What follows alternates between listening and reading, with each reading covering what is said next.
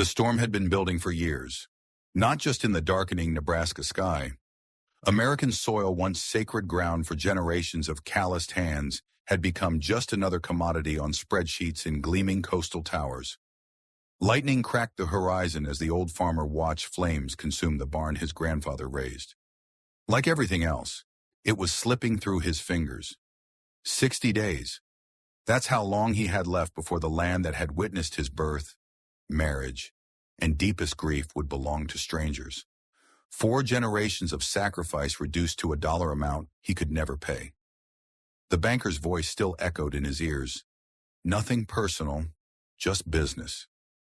But for men like him, men who had bled into this soil, who had buried wives beneath its oak trees, it was never just business.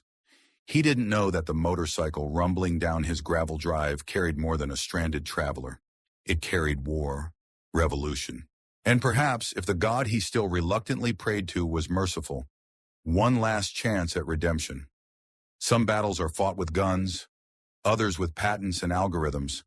This one would be fought with both. The sky darkened ominously over Heartland County, Nebraska, as Jack Miller steered his ancient John Deere tractor toward the farmhouse. At 62, his weathered face had seen more seasons than he cared to count, and his instincts told him this summer storm would be vicious. Lightning cracked across the horizon, illuminating the rolling fields of corn that, despite his best efforts, looked pitiful compared to years past. The drought had been merciless. A sharp pain shot through his lower back, a permanent souvenir from his Gulf War service, exacerbated by last year's surgery that had drained what little savings he'd managed to squirrel away.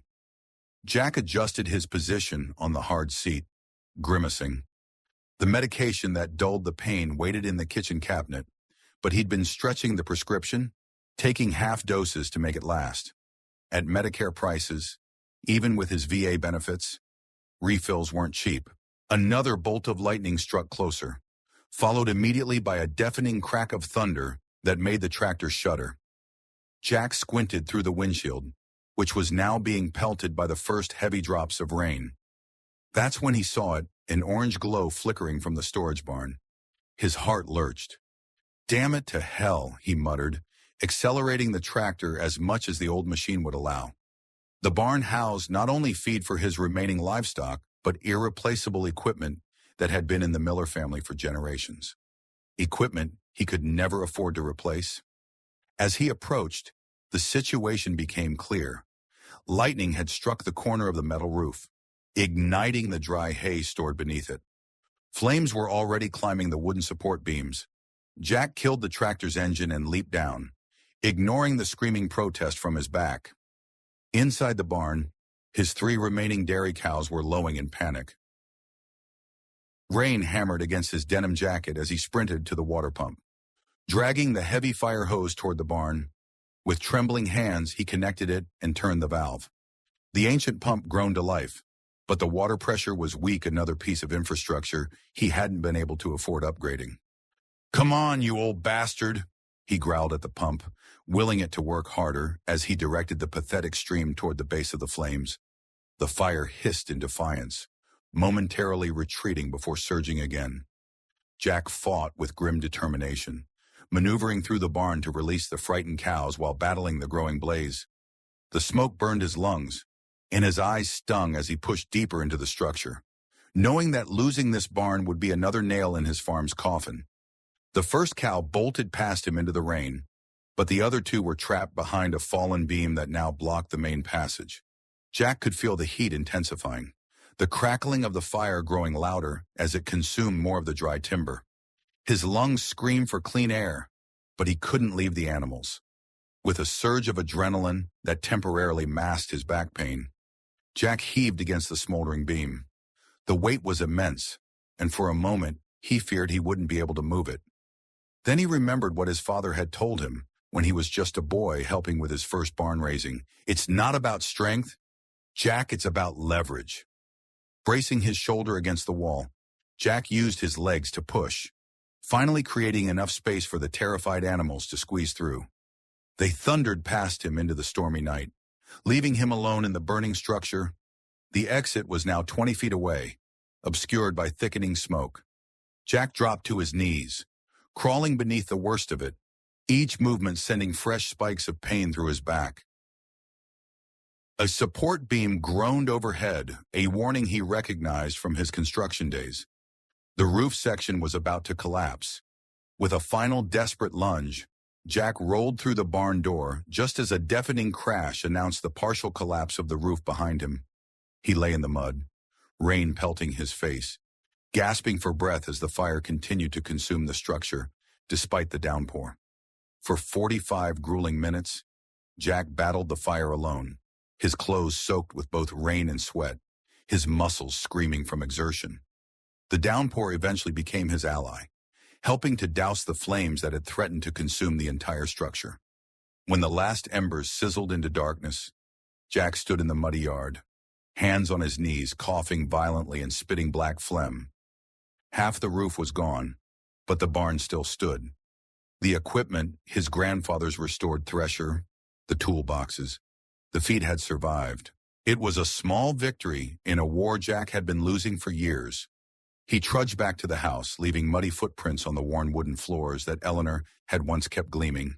7 years a widower, and still, he sometimes turned to share news with a woman who wasn't there. Eleanor would have known what to do about the farm's financial situation. She had been the practical one, handling the books while he handled the land. Cancer had taken her too quickly for proper goodbyes, but perhaps mercifully quick given their lack of adequate health insurance. The bills had nearly bankrupted him even before the drought, the rising costs of seeds, and the relentless competition from corporate farms. Jack peeled off his soaked flannel shirt, wincing as the movement pulled at his lower back. In the bathroom mirror, he examined the livid scar that ran along his spine, the result of a fusion surgery that was supposed to fix decades of hard labor and military injury. The procedure had cost $87,000, of which his insurance had covered barely half, another debt he couldn't repay. He swallowed 2 pain pills with a glass of tap water, then finished undressing and stepped into the shower. The hot water had long since stopped working reliably, and the cold spray did little to ease his aching muscles. As he dried off, he caught his reflection in the mirror gray hair. Deep lines etched around eyes that had once been bright with optimism.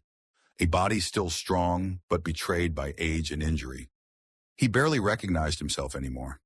Clean but exhausted. He collapsed into his recliner and opened the drawer of the side table, pulling out a stack of papers he'd been avoiding. The most recent notice from First National Bank was printed on ominous red paper. Final notice, foreclosure proceedings. 60 days. That's all the time he had left before the Miller family farm, 4 generations of blood, sweat, and sacrifice would be auctioned to the highest bidder. Jack's calloused finger traced over the amount due $279,843.7. Might as well be $1 billion. The drought had decimated his corn yield for the 3rd consecutive year. The dairy operation barely covered its own costs. His credit cards were maxed out, and his daughter Rachel had made it clear during their last tense phone call that she had her own financial struggles at the hospital where she worked as a doctor in Chicago. Not that she'd want to save this place anyway, Jack muttered to the empty room. Rachel had left for medical school 15 years ago and rarely returned, making excuses about hospital schedules and responsibilities. The truth, which neither of them acknowledged directly, was that the farm represented everything she had fought to escape the limitations, the constant financial stress, the backbreaking work with little reward. He still remembered their last face-to-face argument, 3 Christmases ago. Rachel had broached the subject of selling, presenting figures and market analyses like she was discussing a business transaction rather than their family heritage.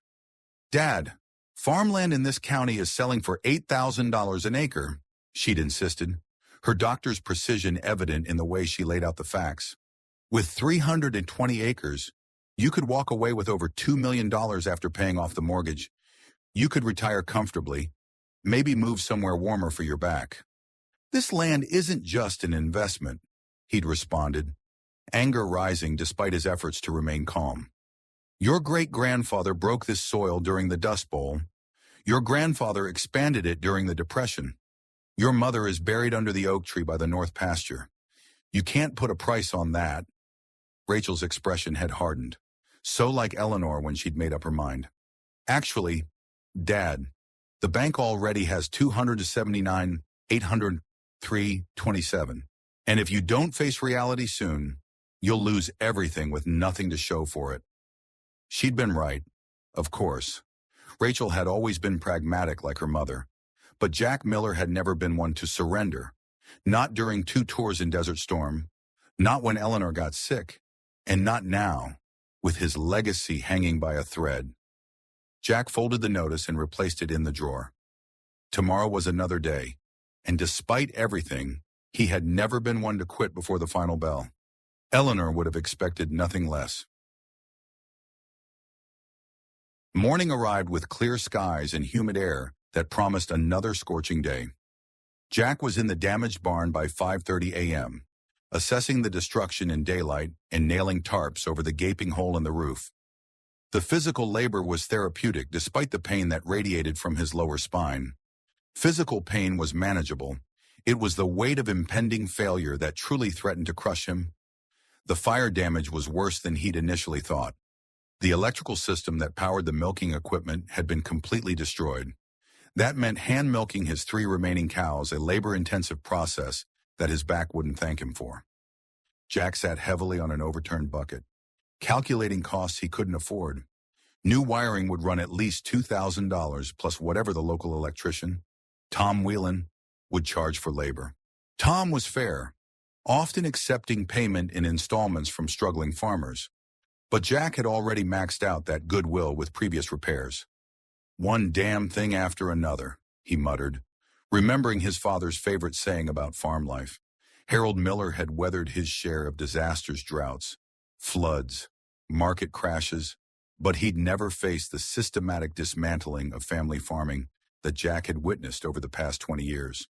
Corporate agriculture had changed the game entirely, transforming what had once been a community of interdependent farmers into isolated operations fighting for survival against impossible odds. The distant rumble of an engine drew his attention around 10 a.m. Jack climbed down from his precarious position on the roof edge and squinted toward the long gravel driveway that connected the farm to the county road. A motorcycle was approaching, its rider leaning into the curves with practiced ease. Jack couldn't remember the last time anyone had visited unannounced. Bill Patterson, his oldest friend and the county sheriff, stopped by occasionally to share a beer and reminisce about their time in Desert Storm. But Bill drove a pickup, not a motorcycle. Door-to-door salesmen had long since written off the remote farmhouses as inefficient targets. That left either someone who was lost or someone with intentions Jack might not appreciate. The motorcycle, a Harley-Davidson, that had seen better days but still gleamed with careful maintenance, came to a stop in the yard. Its rider, dressed in worn leather riding gear despite the heat, killed the engine and removed a black helmet. Jack was surprised to see a woman in her mid-50s with silver-streaked dark hair cut in a practical bob. She was trim and fit-looking, with the kind of tan that came from outdoor work rather than tanning beds. As she dismounted, he noticed she moved with the precise economy of someone accustomed to physical labor. "Morning," Jack called out, keeping his tone neutral as he approached. His right hand instinctively checked that his pocket knife was in its usual place. Living alone made a man cautious. "You lost," the woman smiled, crow's feet crinkling around intelligent brown eyes. "Not lost, just temporarily immobilized." She patted the motorcycle's fuel tank. "Conked out about a quarter mile down your drive. I managed to get her started again, but she's running rough. Electrical system's acting up." Jack studied her face, looking for signs of deception. Her accent wasn't local East Coast maybe, but softened by years elsewhere. "That's private property you broke down on." "I know, and I apologize for the intrusion." She extended her hand. "Tori Reynolds. I was hoping I might trouble you for some tools to check the ignition system." "I think last night's storm might have affected the electronics." Jack hesitated before shaking her hand. Her grip was firm, her palms calloused. "Jack Miller, What brings you out this way? Not exactly on the tourist path.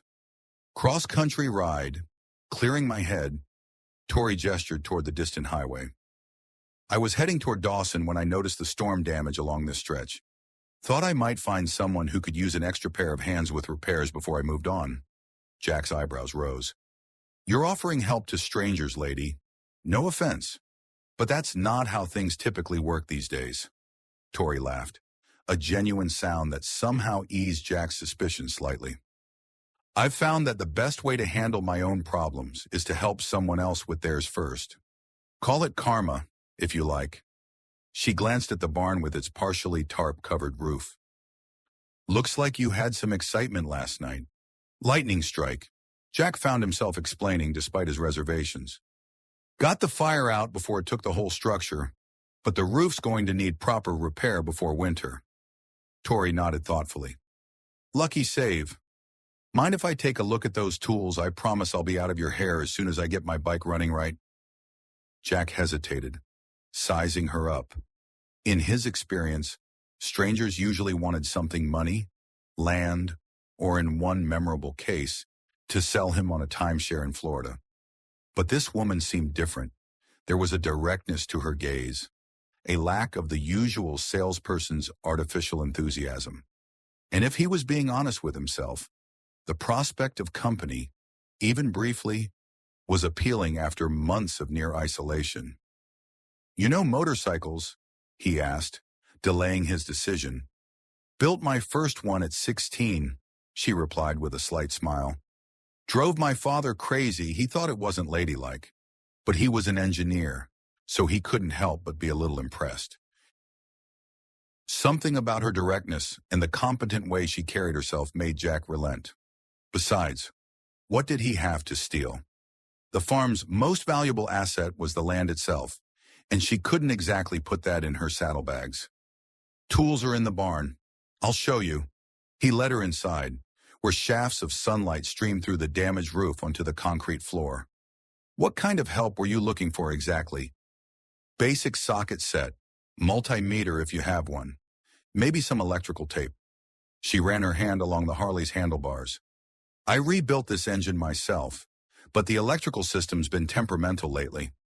Jack raised an eyebrow, reassessing her. You rebuild motorcycle engines. Among other things, she smiled enigmatically. I've always been good with my hands.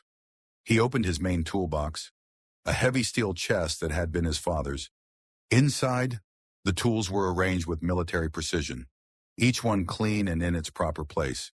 Jack might be losing his farm, but he'd be damned if he'd let his tools fall into disrepair. Impressive organization, Tori commented, selecting a socket wrench with practiced ease. My father taught me that a man's tools are an extension of himself, Jack replied, then immediately felt foolish for sharing something so personal with a stranger. Tori nodded as if this made perfect sense. My mother said something similar about a woman's mind. She knelt beside the motorcycle and began removing the side panel with swift, practiced movements. Despite his initial reservations, Jack found himself kneeling beside her. Curiosity piqued. It had been years since he'd worked on a motorcycle, but the familiar smell of engine oil and metal brought back memories of his younger days. This is a 2015 Road King. Right, he asked, examining the exposed components. Good eye. Tori sounded impressed. You ride? Not anymore. Used to have a Sportster back before I got married. Eleanor, my wife, worried too much about me on it after we had Rachel. Jack wasn't sure why he was sharing these details with this woman. Perhaps it was the simple pleasure of having a conversation with someone new after months of isolation. Smart woman, you're Eleanor. Tori connected the multimeter to various points in the electrical system, frowning at the readings. Voltage regulator shot. Must have taken a surge during the storm. She looked up at Jack. You wouldn't happen to have a spare lying around? Jack shook his head. Not for a Harley. No. Nearest dealership is in Lincoln, about 2 hours from here. Tori sighed, sitting back on her heels. That's what I was afraid of. I can jury-rig something to get me to town, but I wouldn't trust it for highway speeds. She glanced at her watch. Any chance there's a motel nearby where I could stay while waiting for parts? Nearest motel's in Dawson, 30 miles east. Jack rubbed his chin thoughtfully, feeling the day's stubble. There's a parts store in Millerville, about 15 miles west. Might have something compatible we could adapt. Tori asked, a small smile playing at the corner of her mouth. Jack hadn't meant to involve himself, but something about the challenge appealed to him. It had been too long since he'd solved a problem that didn't involve scraping together mortgage payments or patching ancient equipment. Figure of speech, he said gruffly. Store closes at 5. Won't reopen till Monday now. Tori looked at the darkening sky. It was already late afternoon, and Jack realized they'd been working on the motorcycle longer than he'd thought. Looks like I'm stuck. Then, is there a local taxi service I could call? Jack snorted. In Heartland County, lady, the closest thing to public transportation around here is hitchhiking, and I wouldn't recommend that. He hesitated, weighing his options. The woman seemed genuine enough, and the thought of sending her down the highway on a motorcycle with rigged electronics didn't sit well with him. Eleanor would have his hide for even considering it. I've got a guest room, he said finally. It's nothing fancy, but it's clean. You're welcome to stay the night. Head to Millerville in the morning. Tori looked surprised by the offer. That's incredibly kind, but I couldn't impose. It's not kindness. It's practicality. Jack interrupted. Night's coming, and there's nowhere else within walking distance. Besides, he added with a faint smile, Eleanor would haunt me if I left a woman stranded. Tori studied his face for a moment, then nodded. Thank you. Jack, I accept, on one condition. What's that? Let me cook dinner. I noticed your garden on the way in. Looks like you've got tomatoes and peppers ready for picking. Jack hadn't had a home-cooked meal he hadn't prepared himself in years. The offer was tempting. You any good in the kitchen? Tori's eyes sparkled with amusement. I've been told my chili can make grown men weep with joy. Well, now that's a claim that needs testing. Jack found himself smiling, the expression feeling foreign on his face. You've got yourself a deal, Ms. Reynolds. Together they walked to the small vegetable garden Eleanor had started decades ago, which Jack maintained more out of habit and memory than enthusiasm. Despite his neglect, it produced remarkably well tomatoes heavy on the vine, bell peppers gleaming in the late afternoon sun, jalapenos adding speckles of bright green. This is impressive, Tori remarked, kneeling to examine a particularly robust tomato plant. You're using companion planting marigolds to deter pests, basil to enhance flavor. Jack was surprised by her observation. Eleanor's design. She read all those organic gardening books back when it wasn't fashionable yet.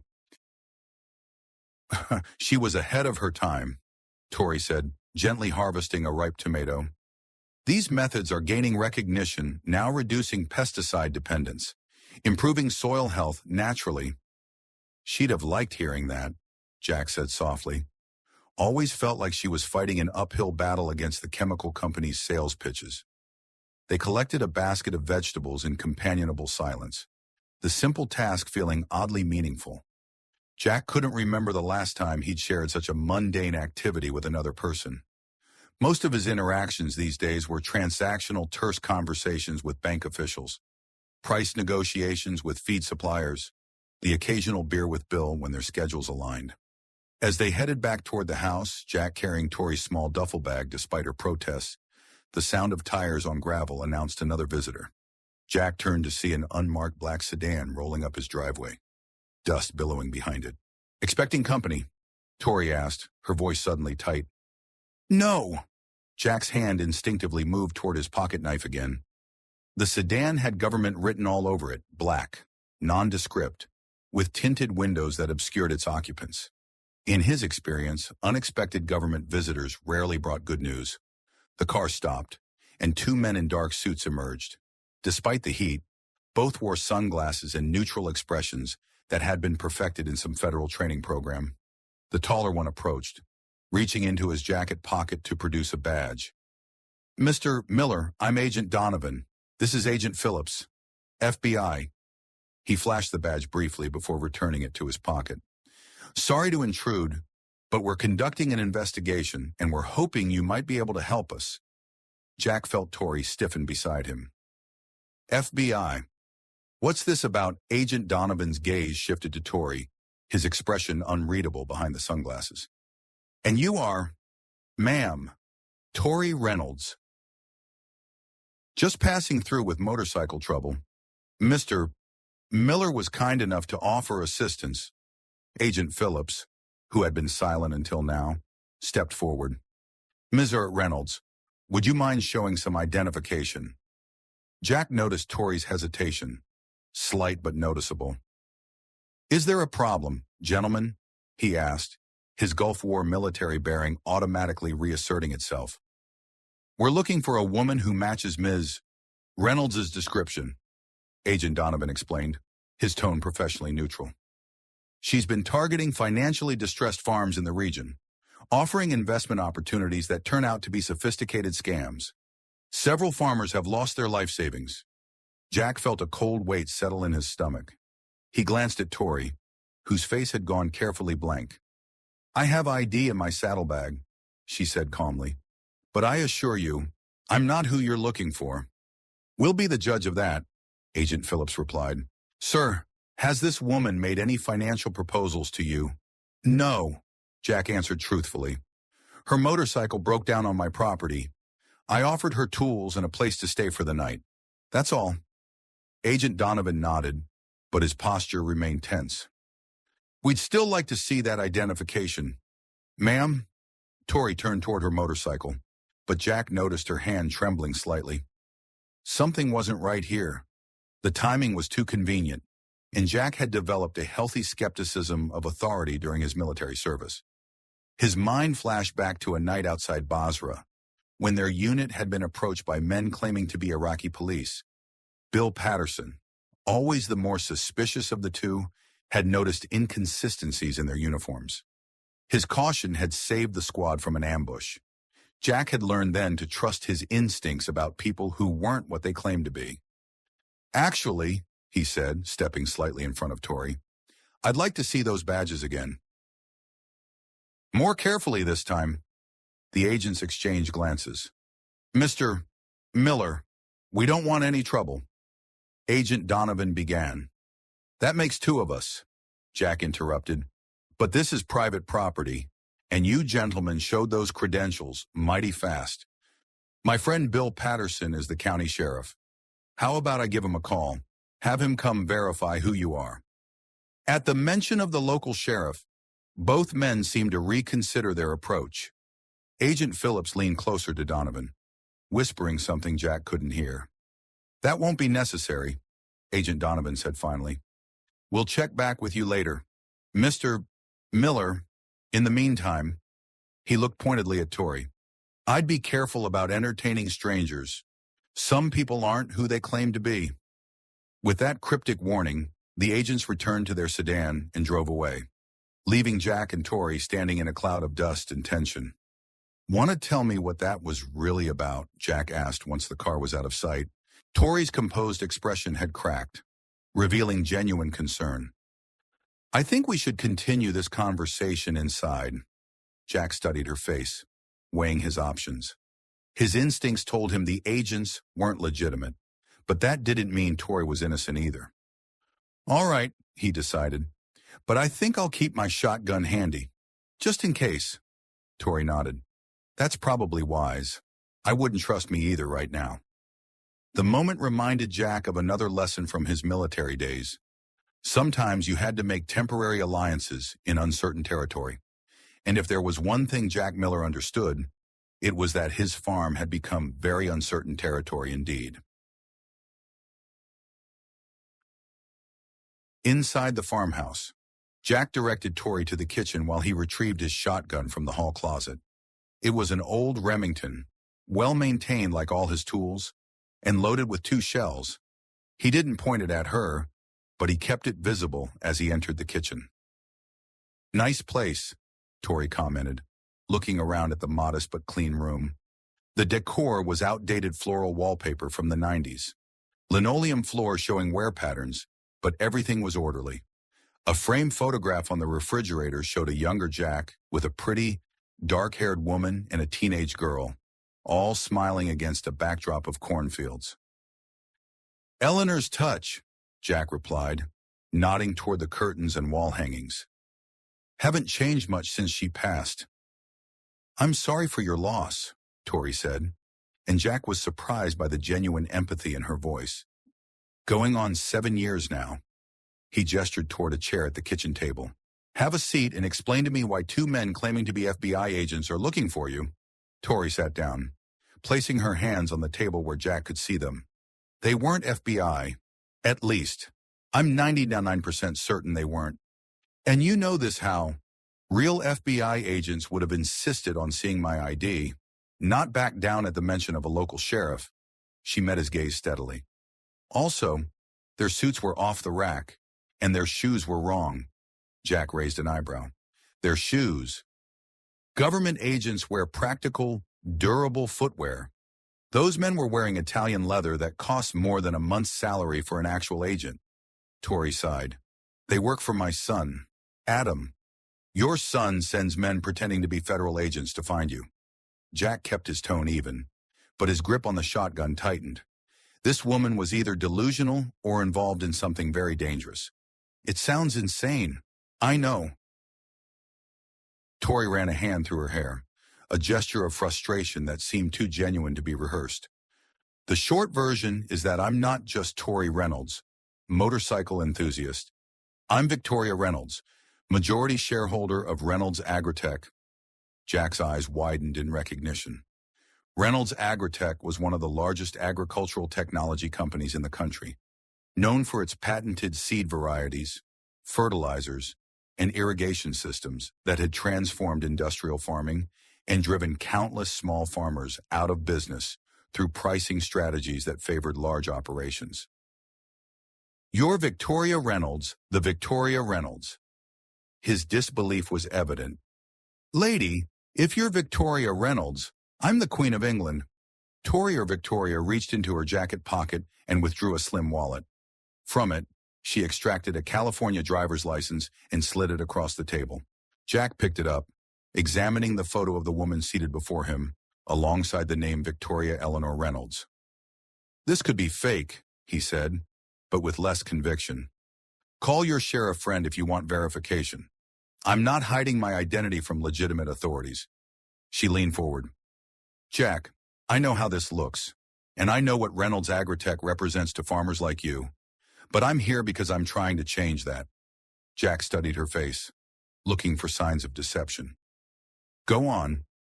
5 years ago, my husband Thomas died.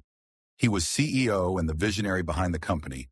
Our son Adam took over operations." Victoria's expression hardened. "Adam has different priorities. Under his leadership, the company has become increasingly predatory, developing technologies specifically designed to create farmer dependency rather than sustainability." "Tell me something I don't know," Jack muttered. The dependency cycle was familiar to every farmer: proprietary seeds that couldn't be replanted, specialized fertilizers that altered soil composition to require continual application, equipment that could only be serviced by authorized dealers at exorbitant costs. "What you don't know is that I've been developing an alternative," Victoria continued. "A system called AgriSmart that combines robotics, AI-driven irrigation, and soil analysis to dramatically increase yields while decreasing resource usage: water, fertilizer, pesticides. There are dozens of smart farming systems on the market," Jack pointed out. "None of them affordable for operations my size. That's by design." Victoria's eyes flashed with conviction. "The current business model is subscription-based. Farmers never own the technology. They just rent it perpetually. My system is different. Farmers would own the equipment outright, with a cooperative structure for updates and maintenance." Jack leaned back, skeptical but intrigued despite himself. "And your son doesn't like this idea. Adam tried to bury the project. When I protested, he attempted to force me out of the company." Victoria's mouth set in a grim line. "I left voluntarily. but I took the AgriSmart prototype and all its research with me. Legally, I own the intellectual property. I filed the patents under my personal name, not the company's. But Adam doesn't care about legalities when billions in future revenue are at stake. So you're on the run from your corporate CEO's son, who's sending fake federal agents to find you? Jack shook his head. That's quite a story, Miss Reynolds. I know how it sounds. Victoria didn't flinch from his skepticism. But I can prove everything I'm saying. The prototype is in a secure location, but I have the design specifications and test results on my laptop. Jack considered his options. If she was telling the truth, he was harboring a whistleblower from one of the most powerful agricultural corporations in America. If she was lying, well, his life was already circling the drain. What more could he lose? I'm going to make a call, he decided, reaching for his cell phone. If you're who you say you are, you won't mind me checking with someone I trust. Victoria nodded. That's reasonable. While you do that, I'll start on that chili I promised. The conversation might go easier with food in our bellies. As Victoria busied herself in the kitchen, Jack stepped onto the porch, dialing Bill Patterson's number from memory. The friendship between the two men went back nearly 40 years, to their high school days when they'd played football together. They'd enlisted on the same day, served in the same unit during Desert Storm, and while their paths had diverged afterward, Jack returning to the farm, Bill joining the sheriff's department, the bond had remained unbroken. The sheriff answered on the third ring, his voice gruff but friendly. Jack, everything okay out there? Saw the storm hit your area pretty hard last night. I'm fine. Bill, lightning took out part of the barn roof, but I got the fire under control. Jack hesitated, unsure how to frame his question without sounding crazy. Listen, I've got a situation here I could use your help with. Had a visitor today, woman named Victoria Reynolds. Claims she's from Reynolds Agritech. Any way you could run a check on her? There was a pause on the other end. Victoria Reynolds. The Victoria Reynolds. What's she doing at your place? So you've heard of her. Jack, Reynolds Agritech is a Fortune 500 company. Victoria Reynolds is worth over $1 billion, at least she was, until she disappeared from public view a few months back. There were rumors she'd had a falling out with the company leadership. Bill's voice lowered. Is she really there? Jack glanced through the window, where he could see Victoria efficiently chopping vegetables at his kitchen counter. Seems to be. Had some men show up claiming to be FBI, looking for her. Got suspicious when I mentioned your name. Bill swore under his breath. Definitely not FBI then. Real agents would have coordinated with local law enforcement. There was the sound of typing in the background. Let me run a quick check. Yep, Victoria Reynolds. 55, 5'7", dark hair with gray streaks. There's an internal bulletin about her disappearance, but no warrants or charges. Whatever's going on is corporate, not criminal. Thanks, Bill. Jack felt a weight lift from his shoulders. At least part of her story checked out. Jack, be careful, Bill warned. If she's on the run from Reynolds Agritech, there could be serious money at stake. Those corporate types play hardball. I will. Just wanted to make sure I wasn't harboring a fugitive. Not from the law, anyway. Keep me posted, and call if those fake agents return. That's impersonating federal officers, a felony I'd be happy to charge them with. One more thing, Bill, Jack added, his voice lowering. Have you heard anything about Reynolds Agritech acquiring farmland in the county, particularly foreclosed properties?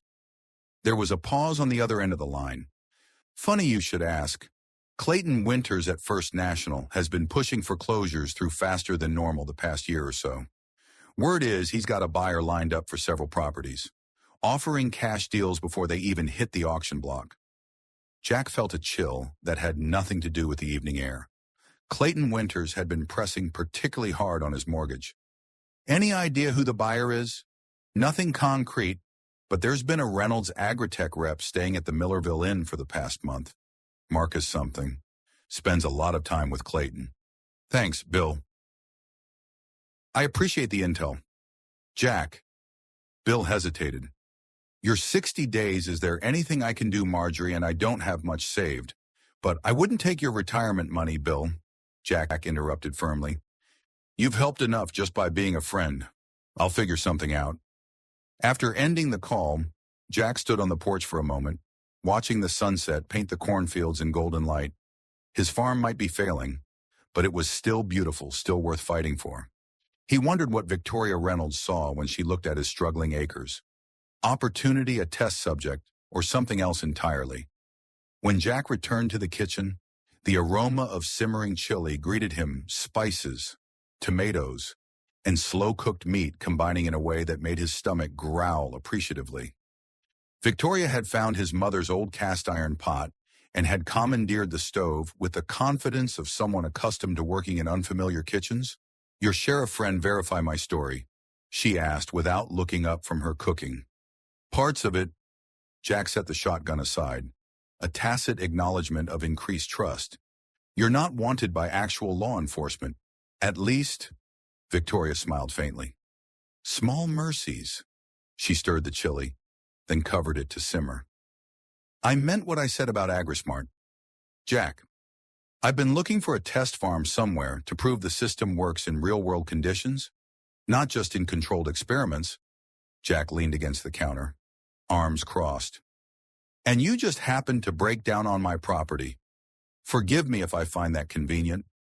Actually, yes. Victoria met his gaze directly. I've been researching potential test sites throughout the Midwest. Your farm has the right combination of factors: soil composition, crop diversity, size. When I identified the lightning damage this morning, it seemed like serendipity. Serendipity, Jack repeated dryly. Ms. Reynolds. Victoria, please. Or Tori, if you prefer. Victoria, Jack emphasized the name. I'm not sure what you're proposing exactly, but my farm isn't some corporate test lab. It's my home, my heritage, and frankly, it's hanging by a thread financially. Victoria's expression softened. I know. First National Bank holds your mortgage, currently in pre-foreclosure, with approximately 60 days remaining before auction. You owe just under $280,000, including penalties and interest. Jack stared at her, stunned. How could you possibly know that us? Victoria had the grace to look embarrassed. I did my research before coming to this region. Public records, agricultural production reports. She hesitated. And yes, I may have accessed some information through channels that weren't entirely orthodox. You hacked my financial records. Jack felt violated, his earlier suspicions rushing back. Not personally, no, but I have resources. Victoria's tone was unapologetic. Jack, I need a farmer who understands what's at stake, not just for individual farms, but for the entire agricultural ecosystem. Someone who has the experience to provide valuable feedback on the technology and the motivation to see it succeed. And in return, Jack asked, his voice tight with controlled anger. In return, I would pay a leasing fee for use of a portion of your land as a test site, enough to clear your debt with the bank and provide operating capital for the coming year. Victoria watched his reaction carefully. This isn't charity, Jack. It's a business proposal. Your expertise has value. So does your land. Jack felt lightheaded. The amount she was casually offering would solve his immediate crisis, giving him time to rebuild. But he'd been farming long enough to know that nothing came without strings. And what happens if this AgriSmart system doesn't work, or if your son's corporate goons shut it down? Victoria's expression hardened with determination. Adam can try, but legally, he has no standing. As for the technology, it works. I've run simulations and controlled tests for 2 years. What I need now is proof in actual farming conditions, with a farmer's practical knowledge guiding refinements. Jack thought of the barn's damaged electrical system, the irrigation equipment that hadn't worked properly in 3 seasons, the ancient tractor that needed constant maintenance, all problems that proper funding could solve. What exactly would this AgriSmart system involve? He asked, his resistance beginning to crumble. Victoria's eyes lit up with enthusiasm. 3 main components. First, autonomous robots, small, solar-powered units that monitor crops at the individual plant level. Identifying disease, pests, or nutrient deficiencies before they become visible to the human eye. Like those weeding robots I've read about, similar, but far more sophisticated, these units can differentiate between crop plants and hundreds of weed species, removing weeds mechanically rather than relying on herbicides. They also collect data continuously, building a comprehensive picture of your field's health. Jack nodded, picturing the technology. And the second component, precision irrigation.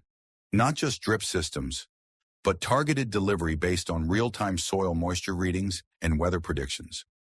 Water usage reductions of up to 70% compared to conventional methods, with improved plant health because roots aren't alternately flooded and parched. The potential water savings alone would be significant. Jack's well had been dropping steadily for years, forcing him to dig deeper at considerable expense. And the third is soil analysis and treatment. Instead of blanket applications of fertilizer, the system identifies exactly what nutrients are needed where, down to the square foot.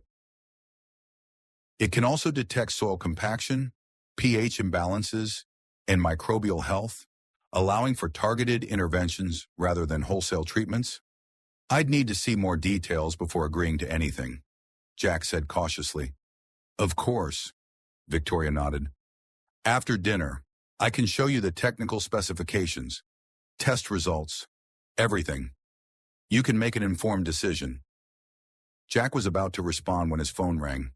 He checked the display, Rachel. His daughter rarely called unprompted, and never on a Saturday evening. I need to take this, he said, stepping into the living room for privacy. Hello, Rachel. Dad. His daughter's voice sounded strained. Is everything okay there? Fine. Why? I just got a strange call from someone claiming to be from the bank. They were asking questions about the farm, whether you were considering selling, if you had visitors recently. Jack's blood ran cold. What did you tell them? Nothing. Obviously, I told them to contact you directly about any financial matters. Rachel paused. Dad, what's going on? Is the farm situation worse? Jack sighed, torn between protecting his daughter from worry and being honest about his circumstances. The situation's the same as it's been. Rachel, struggling, but managing. The lie tasted bitter, but he couldn't bring himself to admit how close he was to losing everything. Are you sure? Because this caller knew things like that. The barn was damaged in last night's storm. They said they were assessing potential increased risk to their investment. First National doesn't make personal calls like that, especially not on weekends. Jack's mind raced. Adam Reynolds' people, gathering intelligence. Rachel, listen to me. If anyone contacts you again asking about the farm, don't tell them anything. And maybe it's best if you don't come visit for a while. Visit? Rachel gave a short, humorless laugh. Dad, I haven't been home in over a year, and you know why. The old tension crackled between them. Unresolved arguments about the farm's future. Rachel's insistence that he sell years ago when the market was better. His stubborn refusal to consider alternatives. I know, Jack said quietly. I'm just saying, things might be a bit complicated right now. Complicated how, Dad? What aren't you telling me? Jack glanced toward the kitchen, where Victoria was serving up bowls of chili, seemingly unconcerned with his private conversation, but undoubtedly within earshot. I've got a potential business opportunity, he said vaguely. Still in early discussions? What kind of opportunity? Rachel's skepticism was evident. Not another one of those seed dealerships that nearly bankrupted you 3 years ago. No, nothing like that. Look, I'll tell you more when there's something concrete to tell. Jack tried to steer the conversation away from dangerous territory. How are things at the hospital? Don't change the subject. Dad. Rachel's voice took on the professional edge she used with difficult patience. The last time you had a business opportunity, you invested your equipment maintenance fund In a seed distributorship that went bankrupt within 6 months? Jack winced at the memory. It had been a desperate gamble during another financial crisis, one that had ultimately accelerated his current problems. This is different. Rachel, how is it different? When Jack didn't immediately respond, she sighed. Dad, please.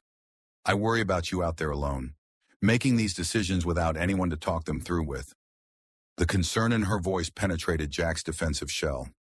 Rachel might disagree with his choices, but she loved him. That had never been in question. It's an agricultural technology project, he admitted. A new approach to precision farming that could significantly reduce water usage and input costs while improving yields. That sounds actually promising, Rachel said, surprise evident in her tone. Who's behind it? Jack hesitated. A private investor with experience in the field. And what do they want from you? Because nobody invests in struggling farms out of charity. Dad, they need a test site for a new system they've developed. My farm has the right conditions, and I have the experience to provide valuable feedback. Jack found himself echoing Victoria's pitch, surprised at how reasonable it sounded when he said it aloud.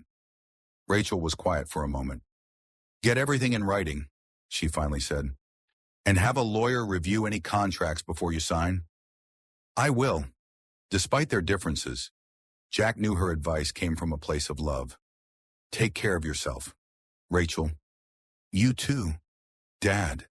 And, she hesitated, maybe call Dr. Brennan about refilling your medication properly. I know you've been stretching it. Jack smiled ruefully. His daughter knew him too well. I'll think about it. After ending the call, Jack returned to the kitchen, where Victoria had set the table with a domesticity that seemed at odds with her claimed billionaire status. 2 bowls of chili steamed invitingly, accompanied by corn muffins she must have found in his freezer and warmed in the oven. Everything okay? She asked, noticing his troubled expression. Your son's people contacted my daughter, asking questions about the farm. Jack's voice was flat. They're thorough. I'll give them that. Victoria's expression darkened. I'm sorry, Jack. Adam has resources I can't match, not while I'm trying to stay under the radar. Why come to me? Then why not approach one of those big experimental farms with security and resources? Because they're already in bed with companies like Reynolds Agritech.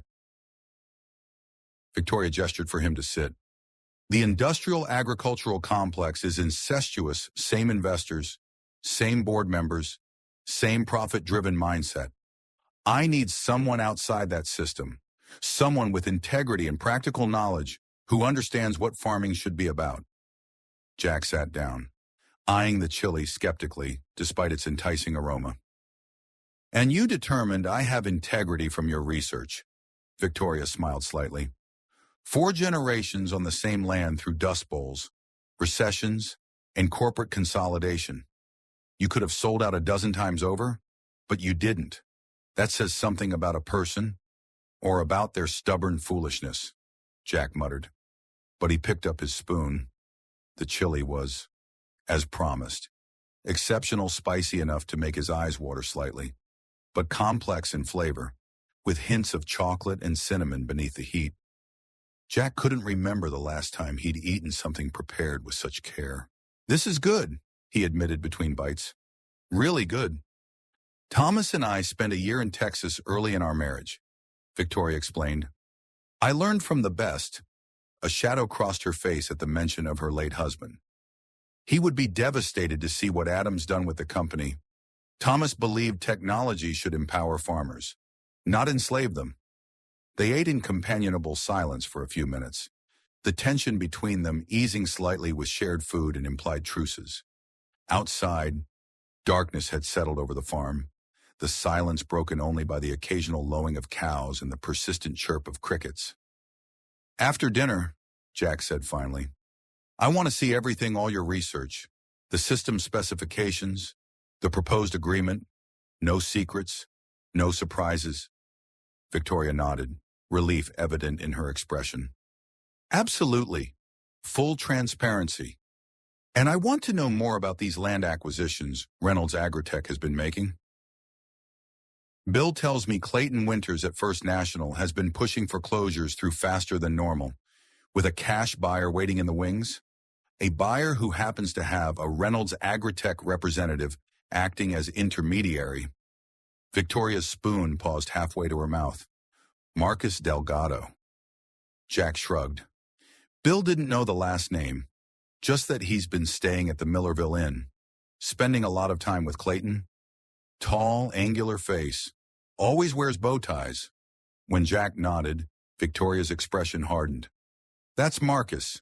He's Adam's right-hand man, handles the sensitive transactions that can't have the Reynolds name attached directly. She set down her spoon. Jack, if Marcus is involved, this is worse than I thought. He's not just acquiring random distressed properties, he's targeting specific farms. For what purpose? I don't know for certain, but I have suspicions. 3 years ago, Adam commissioned a geological survey of this region. He never shared the results with the board, claiming they were inconclusive. But he's been unusually interested in this county ever since. Jack felt a chill. You think there's something valuable under these farms? Oil, natural gas. Victoria shook her head. Not in the traditional sense, but water-deep aquifer access is becoming more valuable than oil in many agricultural regions. And there's another possibility that concerns me more. What's that? Adam has been developing a new class of GMO crops that require very specific soil conditions to express their modified traits. If testing identified this region as ideal, she left the implication hanging. Jack understood immediately. He could be consolidating land to create massive test fields, bypassing regulatory oversight by keeping it all under Reynolds Agritech control. Exactly. Victoria's eyes met his across the table. Jack, I don't just want to test AgriSmart on your farm. I want to stop whatever Adam is planning here, but to do that, I need more information and your help. Jack wasn't naive enough to believe that Victoria Reynolds, billionaire heiress and corporate fugitive, was being completely forthcoming. But for the first time in months, he felt something he had almost forgotten purpose. Whether it aligned with hers remained to be seen. After they finished eating and cleaned up the kitchen together, Victoria washing dishes with the same efficiency she had shown repairing her motorcycle, they moved to the living room. Victoria retrieved her laptop from her duffel bag and set it on the coffee table. Before I show you this, she said, her expression serious, I need to know you understand the stakes.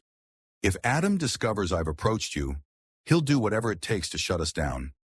There could be legal threats, financial pressure, even attempts at sabotage. Jack met her gaze steadily. Ms. Reynolds, I've been fighting to keep this farm alive for the past decade against drought, corporate agriculture, rising costs, and my own physical limitations. Threats don't scare me anymore. Victoria studied his face for a moment, then nodded, apparently satisfied with what she saw. She opened the laptop and entered a complex password. Then let me show you what AgriSmart can do. As the screen illuminated with diagrams, data charts, and 3D models of sleek agricultural robots, Jack Miller found himself standing at a crossroads. Down one path lay the certain loss of his family legacy. Down the other, a partnership with a woman he barely knew, fighting against one of the most powerful agricultural corporations in the country. It wasn't much of a choice at all. The AgriSmart system, as Victoria explained over the next 2 hours, was more sophisticated than Jack had initially imagined. The autonomous robots about the size of shoeboxes with solar panels and multi-jointed appendages could navigate between crop rows without damaging plants, performing tasks from mechanical weeding to targeted pollination. Their cameras and sensors collected data continuously, building a comprehensive digital model of the farm's health. Each robot covers approximately 1 acre per day, Victoria explained, showing Jack a simulation of their movement patterns. They recharge at solar stations placed at field edges, requiring no external power source. What about maintenance breakdowns? Jack had seen too many fancy machines fail in harsh field conditions. Modular design. Victoria pulled up a schematic showing how each component could be easily swapped. Most repairs can be done in minutes with basic tools, and the system is designed for redundancy if one unit fails. Others redistribute its workload. The irrigation system was equally impressive, a network of sensors and precisely controlled valves that could deliver water directly to root zones based on real-time moisture readings and crop needs. Weather prediction algorithms would automatically adjust watering schedules to account for incoming rain or drought conditions. Water usage reductions in test plots averaged 68% compared to conventional irrigation, Victoria said, showing charts from controlled experiments. With corresponding yield increases of 22% due to optimal moisture conditions, Jack whistled softly. Those numbers would transform my operation. He studied the data critically, looking for signs of manipulation or exaggeration, but the methodology appeared sound. What about cost? He asked finally, coming to the question that had killed most innovations for small farmers. What would a system like this run commercially? Victoria hesitated. The prototype cost approximately $1.2 million to develop. Jack laughed humorlessly. So about $195,000 more than I could ever afford. That was R&D costs, including all the failed iterations, Victoria clarified. Production models would be far less expensive. My goal is a complete system for under $100,000 with financing options that would make monthly payments less than what farmers currently spend on water, pesticides, and fertilizer combined. Still beyond his reach, but potentially viable for farms that weren't already drowning in debt. Jack scrolled through more documentation, impressed despite his skepticism. And your proposal for my farm specifically, Victoria pulled up a new document. I would provide a complete AgriSmart system at no cost to you. In exchange, you would allow me to collect performance data and make necessary adjustments. You would maintain full control over your farming decisions, what to plant, when to harvest, etc. The system would merely execute your instructions more efficiently. In the financial arrangements, a leasing fee of $300,000 for the first year, with options to extend annually at rates we would negotiate based on system performance? Victoria met his gaze directly. Enough to clear your mortgage and provide operating capital.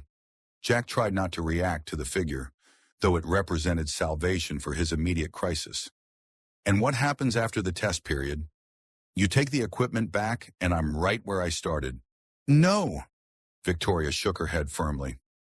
If the system performs as expected, you would have the option to purchase it at a greatly reduced rate or continue the leasing arrangement. My goal isn't to create another dependency cycle, Jack. It's to prove that sustainable technology can be economically viable for family farms.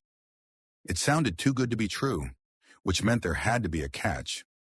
Jack had learned that lesson through decades of farming. Nobody gave something for nothing, especially not in agriculture.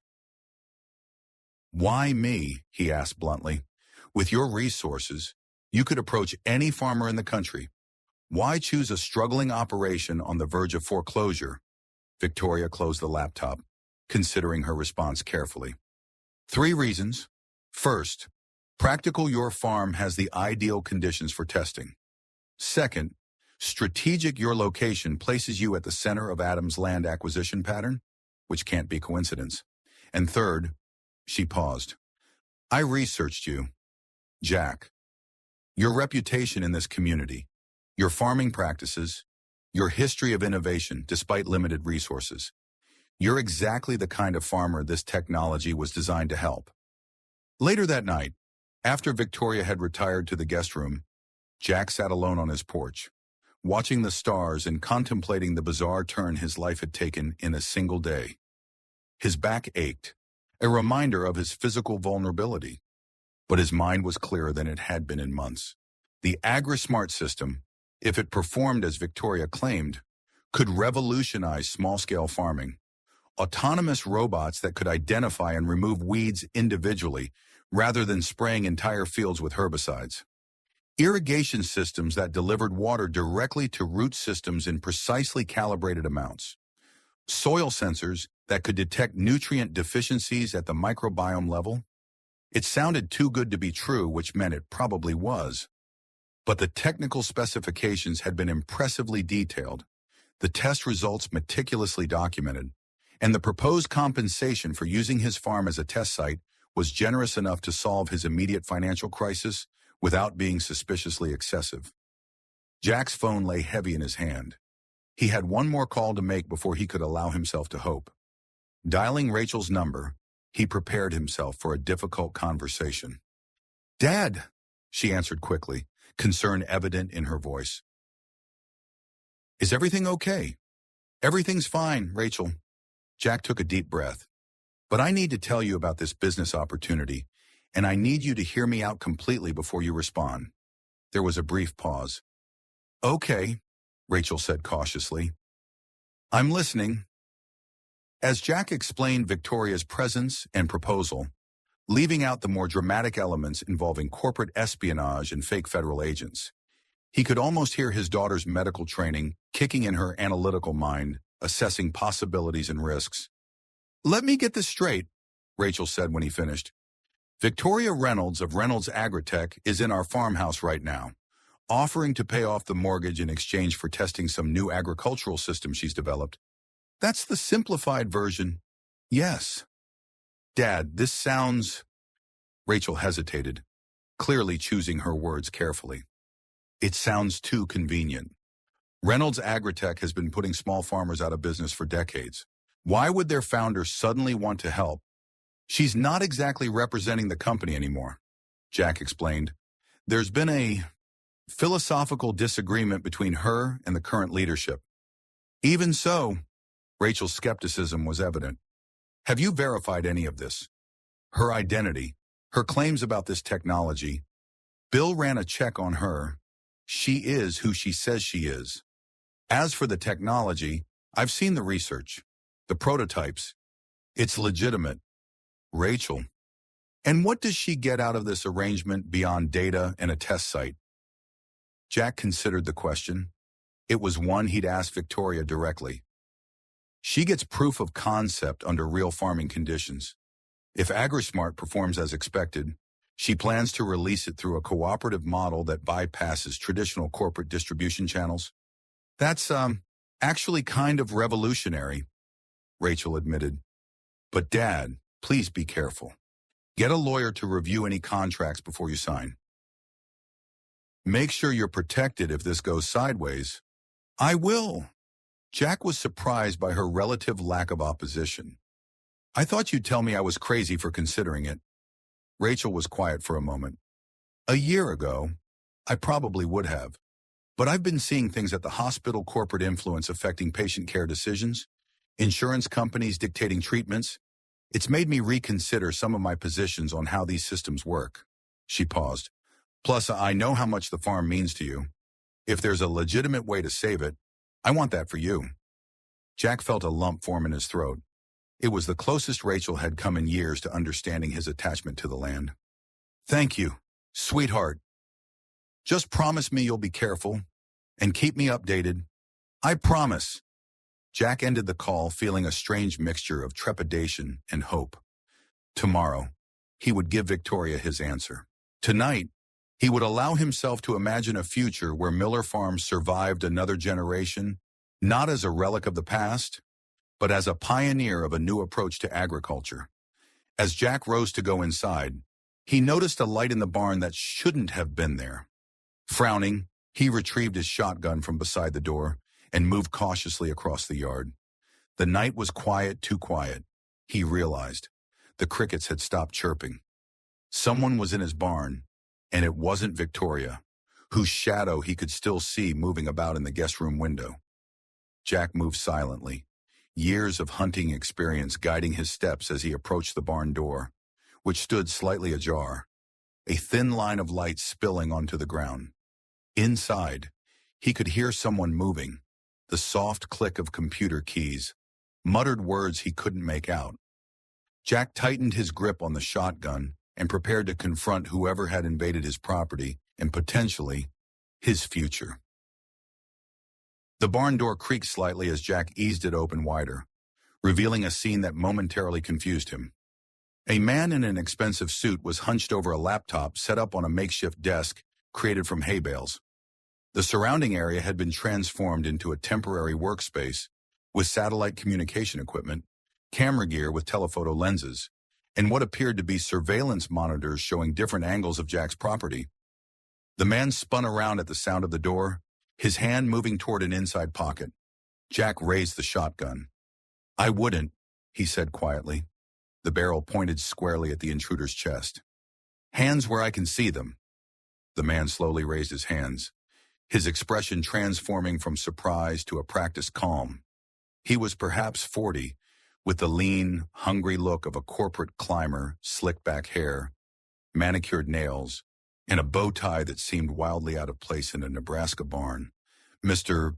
Miller?" he said, his voice carrying the polished tones of expensive education. "I apologize for the intrusion.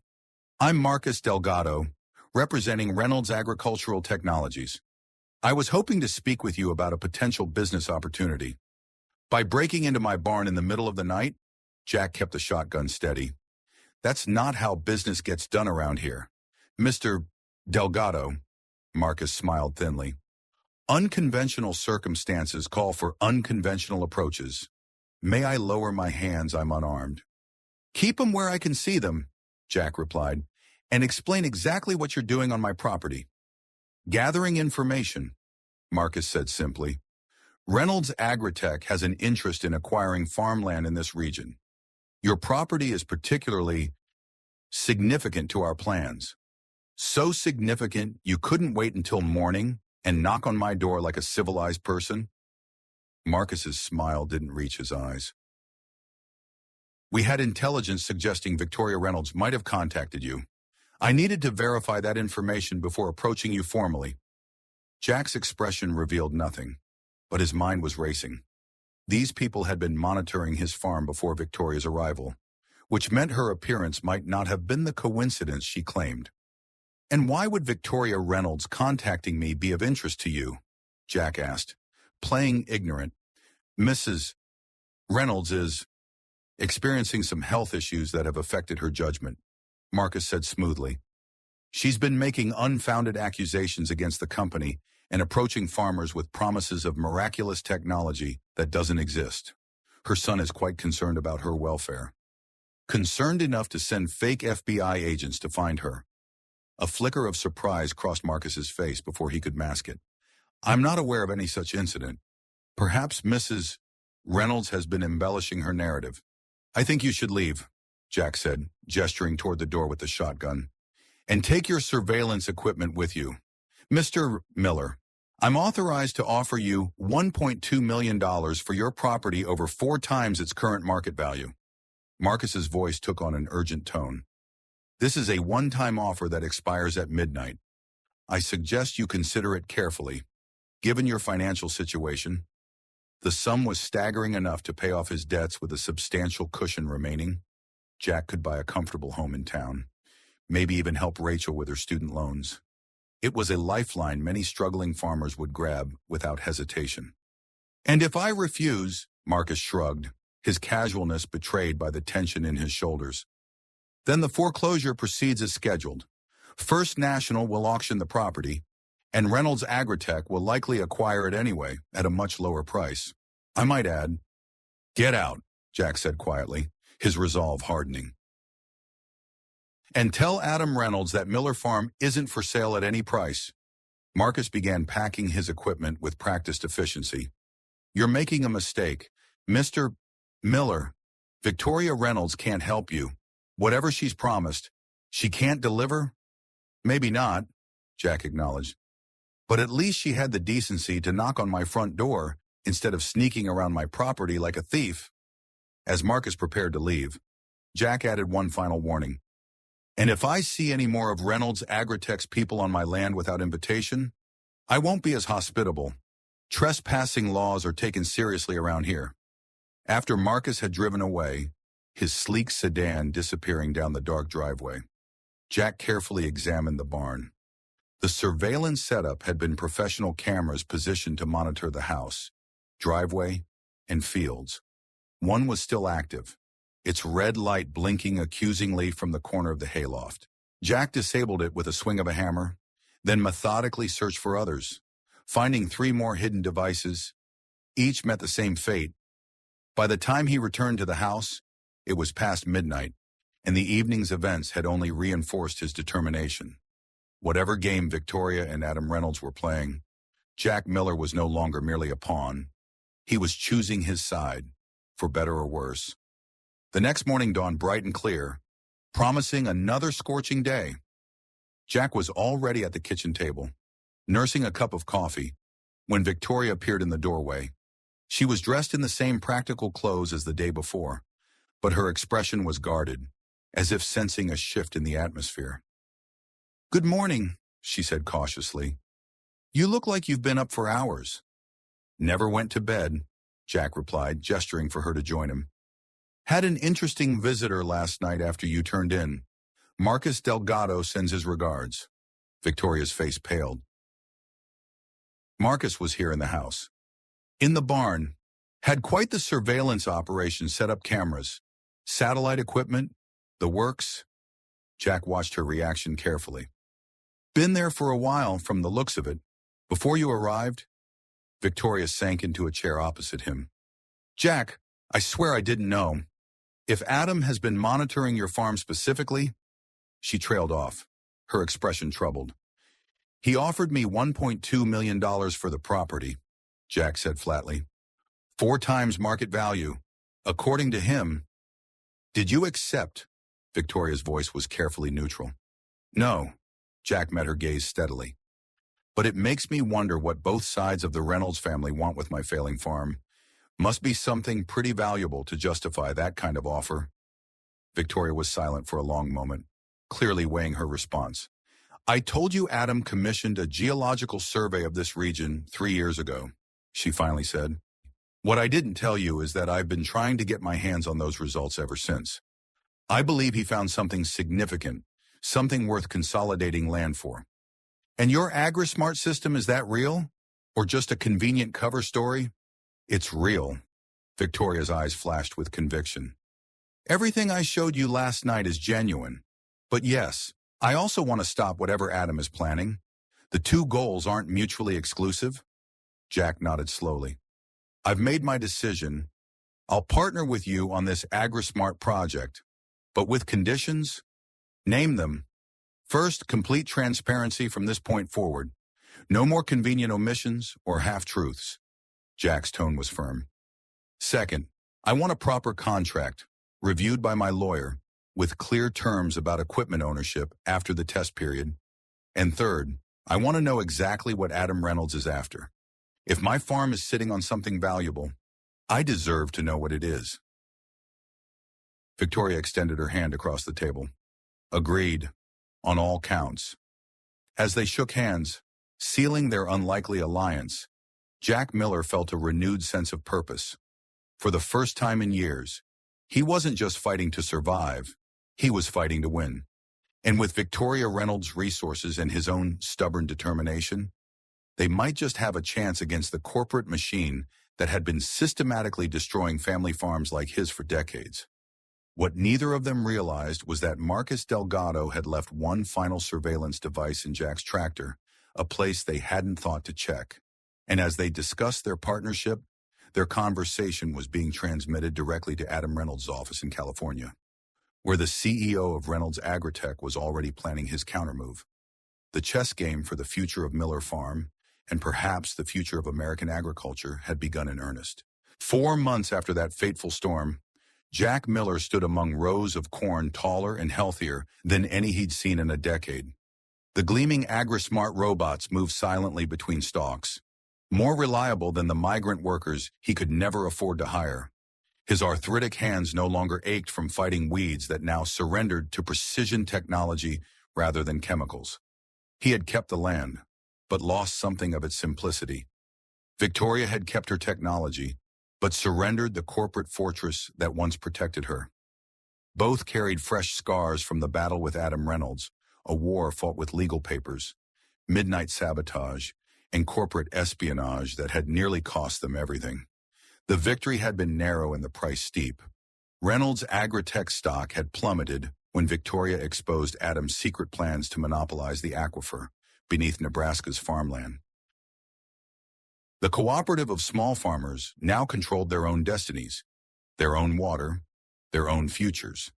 Jack's weathered fingers intertwined with Victoria's as they watched the sunset paint golden light across land that would now pass to the next generation, not as a burden, but as a testament.